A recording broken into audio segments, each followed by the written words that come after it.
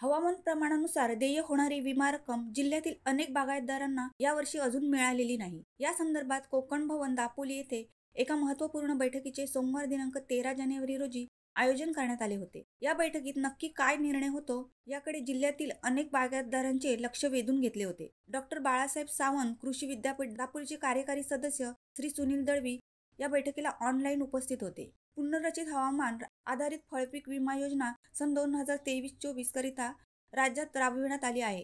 त्याप्रमाणे रत्नागिरी जिल्ह्यातील 83 अधिसूचित महसूल मंडळातील आंबा व काजू या अधिसूचित पिकांकरिता Reliance general insurance company limited यांच्यामार्फत योजना राबविण्यात आली आहे। या योजनेतील मार्गदर्शक सूचनांनुसार पिकांची नुकसान भरपाई ही त्या महसूल मंडळात स्थापन करण्यात आलेल्या स्वयंचलित हवामान केंद्रावर नोंदविल्या जाणाऱ्या हवामान घटकांच्या तपशिलानुसार निश्चित केली आहे।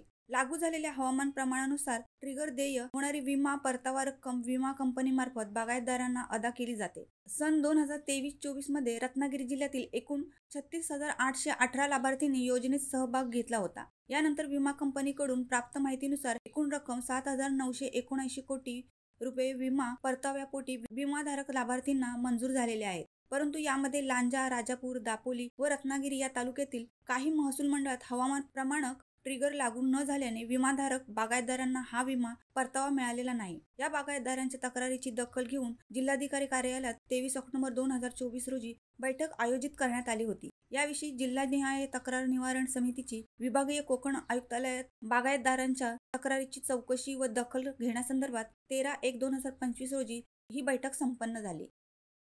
शिवसत्ता टाइम्ससाठी देवेंद्र मोरे, नवी मुंबई।